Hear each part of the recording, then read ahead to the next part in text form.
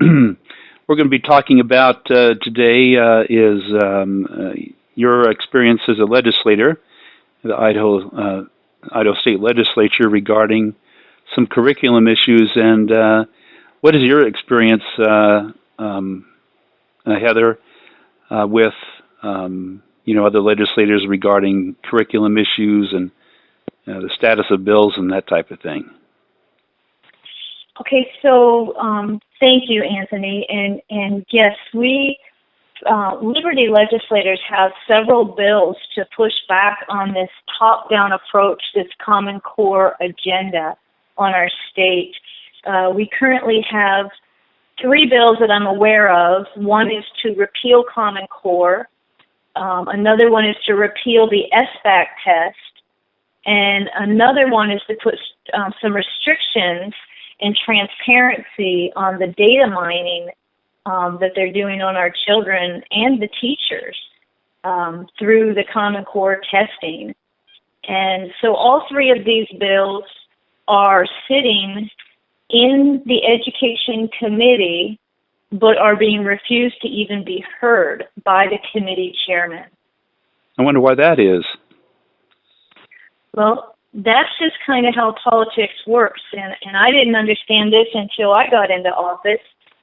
You would think that any idea should be able to be brought up, discussed, debated, and legislators would be allowed to vote on it. That is not the case. That's not what's going on in the Idaho State Legislature. There are several bills. If they don't fit the agenda of the establishment, your bills will never be heard. The committee chairman and leadership have a lot of control over what bills are heard and what bills are not heard. And that's just the way it is. Unfortunately, that's the reality we're dealing with. And so the committee chair has the ability to put a bill on the agenda or not. And many really good bills, liberty bills for the people, are sitting in committee chairman's desk drawers. And quite frankly, it's not just liberty bills. It's a lot of it is any idea or agenda that the establishment does not like. I know the Democrats, who are in a minority, they have a lot of bills that they want to be heard. They want to look at bills on climate change. They want to look at bills on, as 4 words and same-sex marriage, and minimum wage increases. And while, maybe some of your listeners wouldn't agree with these issues, their ideas should not be suppressed. They represent over 50,000 people, just like other people and the other legislators represent 50,000 people from their districts. Those voices are being silenced if they don't fit with the agenda or the establishment's plan, which is unfortunate. Yeah, there are many. Maybe one of the concerns be by these chairmen that there'd be too many bills for the legislator to deal with, or they're doing this just because there's not enough time to deal with bills, and that's why they're not letting them be voted on? I don't believe it's because we don't have too much time. Most committees do not even meet on Friday afternoons. There's plenty of time, and if that's the excuse you're being told, the question is then, why do all the agency bills get to be heard? If your listeners go to Idaho DFM.gov, which stands for Department of Financial Management, there's over 110 bills put out by bureaucrats, by the agencies. They have time for all those bills. You would think they'd have time for the 55,000 people in districts that have good ideas from their district. They might, the ideas from Boise may be really different than the ideas from North Idaho, but I'm for one, want to hear everyone's ideas. Because if I don't hear about what the people in Boise want, and they never hear about what the people from North Idaho want, we never work together as citizens to control the government. We allow the government to run the machine, to run the system. And I have a big problem with that. Yes, I know the issue of the freedom for people to have their voice heard, and you know, regarding this, the legislature issues and these curriculum items related to Common Core. We think we have talked about funding, what the state of Idaho might receive. Is there anything? I wonder what's happening as far as the legislature going along with certain elements because of funding, or if the legislature may feel intimidated by all this. Well, you know, we always are concerned about that, and some of these bills that we are even presenting is basically saying, we haven't said that they can't use Common Core curriculum or SBAC testing. If a local school chooses to do that, they can do it. We just want the local control where those schools have the option. Some of these schools really like the Common Core curriculum. It works well with the students they have. But there's other schools that, you know, the one-size-fits-all just doesn't work with their school. They should have that option. And I think there's probably better experts to tell you how the funding is connected and the contracting. And so I don't know enough about that. That's something I guess I'll share too with your listeners, is when you're a legislator, if you don't sit in the committee hearings, because, you know, everyone is assigned their own committees. If I'm not on education, I really have very little control with what happens in that committee. It's really hard to make your voice heard in that committee because you're sitting in your committee, which might be state affairs, at the same time. You can't be two places at once. And so you kind of rely on the committee. Now, last year there was a pretty strong education committee that started to really push back on Common Core. And what happens is those legislators are now on different committees. That's one way the system, you know, if a committee's starting to get too effective, they can just pull you off your committees and reassign you to a different committee. Wow. And unfortunately, that's some of the inside workings that citizens have no idea, the frustrations from good legislators. And I think many of these legislators get frustrated and tired of trying to do what's right, and they just give in at some point and think it's easier to just get along.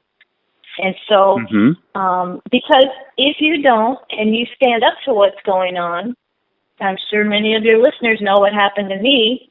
You know, I got ripped off of all my committees.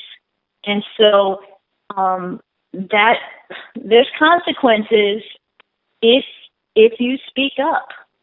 So I don't know. I kind of got off base there. Well, there is a suppression of truth. I know a lot of Christian people see a lot of suppression in truth in government. But on a kind of related issue, this curriculum, I'm wondering if you what other legislators might know of any parents that had conflict over this Common Core.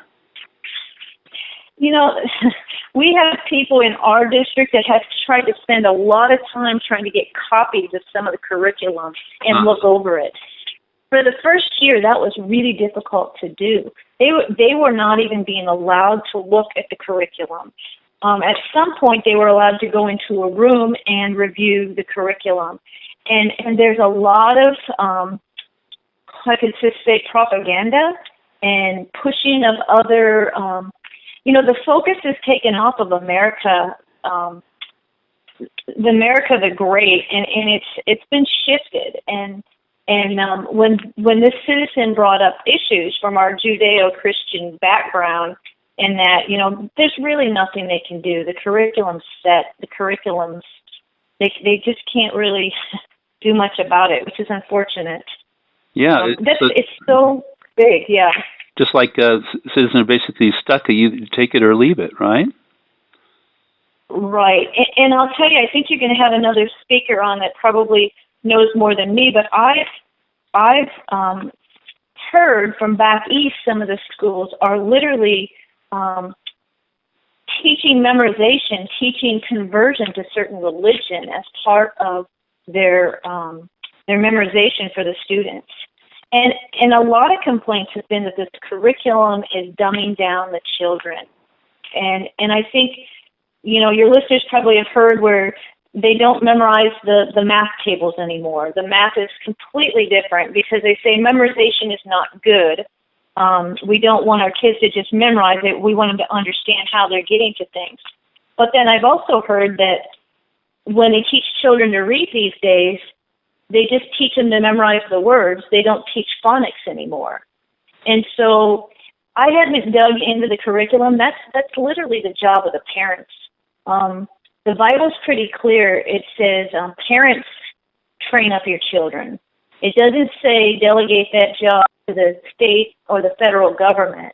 And so I would encourage parents to really know what your children are being taught in these schools, because it is your job, it is your responsibility, and you know, the parents are going to be standing in front of God for judgment someday, not the state or the federal government.